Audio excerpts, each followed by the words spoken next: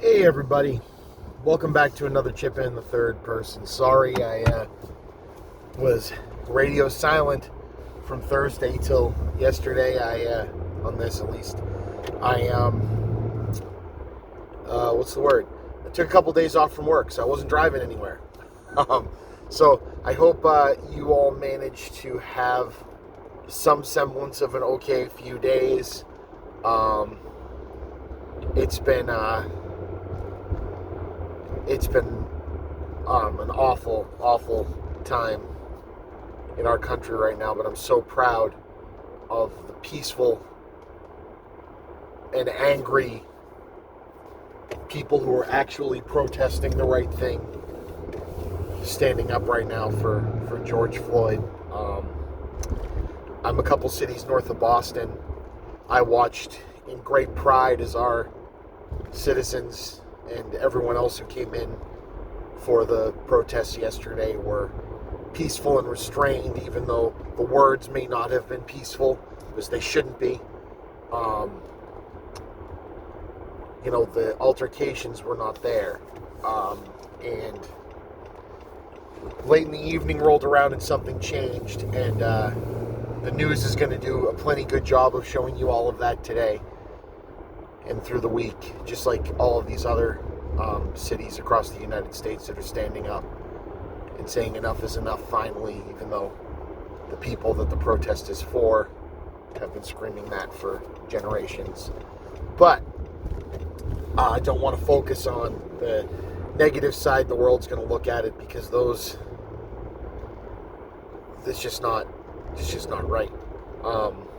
So I'd rather focus on the fact that I saw a day of incredibly peaceful protesting in Boston. I saw a day of Boston PD tweeting out and responding in turn that the protests were peaceful, so the police presence was kept small. They were there, but they were not out right in front. They were taking other streets to keep the crowds feeling safe. They were in their regular gear, not riot or SWAT gear, and then at night, everything changed. And I'm sure it will take forever to piece through what the news was showing versus what people on the streets were showing versus what agitators and other people that were not there for the real point of the protest may have been doing. But still, I'd rather focus on the fact that during the day, the protesters and the police in turn seem to be behaving in a respectful and awesome way. It would have been nice to see some Boston police kneel with the protesters, but also the reports from around the country are saying that the same police that were kneeling would be the same ones coming out later and beating the people. So it's really unclear. What can I say? I've said this before on Twitter, I'll say it here. I come from a place of privilege just because of how I was born and how I look. And for me to pass any judgment on anyone that feels that they have a right to protest against growing up in a world where they don't feel immediately safe from that privilege. I know plenty of people, who have the same privilege as me, that have had nothing but awful experiences with police, but also they've been brought in and arrested and tried, even if they were wrongfully done that way. But they were not beaten, they were not shot at, they were not held down. And so that's still privilege. Privilege is not to say that you don't get in trouble for doing something wrong. It's to say that you're treated fairly, you're treated with respect. It's to serve and protect. And like I said before, a good man does not have to say not all men. A good white person does not have to say not all white people. A good police officer does not have to say Blue Lives Matter. And a good life does not have to say all lives matter. And what I mean by that is, all of those groups mentioned there are privileged and are treated with respect by just being who they are, and are innocent until proven guilty. because of who they are.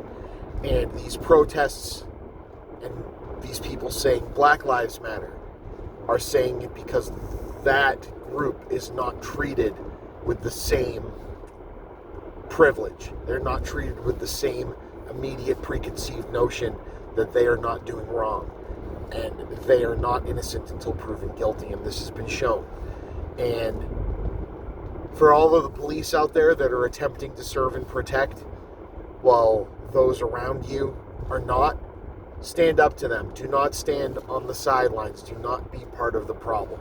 And to all of the protesters who are doing it peacefully but are still angry, that still, feel the need to spray paint something that they don't like on a wall, or feel the need, that aren't trying to hurt people, that are just trying to get their voices heard. If you see someone doing the opposite, step up, speak out, videotape it, get it up online. Do not let the narrative be what didn't happen. Do not let the narrative be what agitators and people that need it to be another way and need the story to be a different way want it to be. If a good police officer is being good, there's nothing that needs to be done to change that. Don't make them look bad if they're not being bad. And don't make them look good if they're not being good. And the same goes for the protesters. I have no idea if any of this made any sense, but I feel very strongly about it, and I also feel, outside of being able to donate and being able to share my support and solidarity with all of you, I don't have much else that I can say. I do want to say that Pride Month started today, and Pride Month is something, especially local to here, has always been something to be very proud of. I have many, many LGBTQ plus, trans, gay, lesbian allies. There's just so many people that I know that 15, 20 years ago, even around here. Oh, there goes my phone. Here I am trying to say something nice and the phone falls down. Yeah, I'm still here, guys. 10 or 15 years ago, didn't feel safe and still don't feel safe, but the world is starting to allow them to feel safe.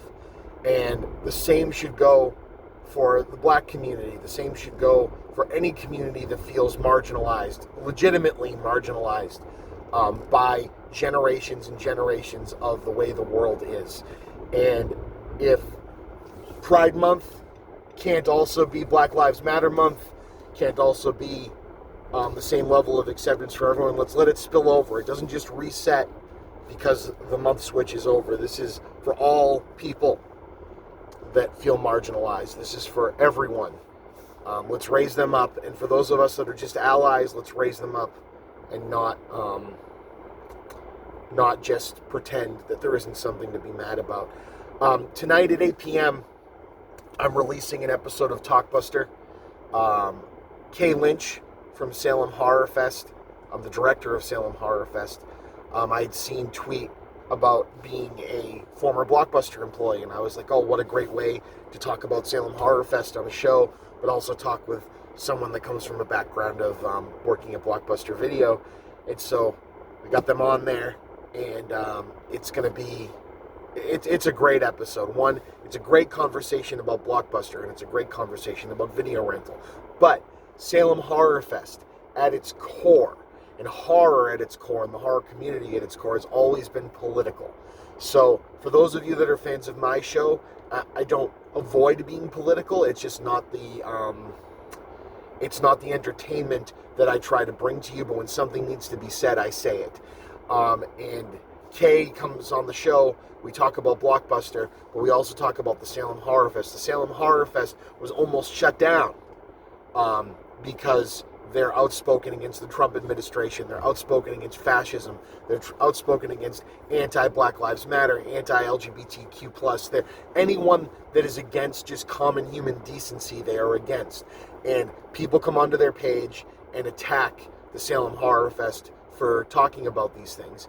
And in doing so, because a lot of the places that were showing their events are publicly held, or government, like welcome centers and stuff for the city, which are government facilities. They said, their choice was either to stop speaking out against the president or to find a new place, and they chose to find a new place, and other places stepped up and helped out. So we talk about that. We talk about things that when we recorded it, there wasn't a black man having been murdered by the police in the news right then, with protests going on along the world. But I think it's perfect for this episode to get released. One, to start Pride Month, because that's something that's very important to Kay and to all of us and to Salem Horror Fest, but also to resonate that acceptance and not marginalizing people is very important. And so when you hear that episode today, know that it gets a little darker and heavier near the end than my normal content. But if you're going to come here and tell me that that can't be the content that I produce, I don't need you. If you're going to come here and tell me that I'm wrong or that Kay is wrong for their beliefs, please just step right away. Don't need you. Black Lives Matter here on this show. We are anti-fascist and we are not terrorists. And that's about all I got to say here. I love you all. This has been the Chippa, and I'll see you guys on the other side. Bye.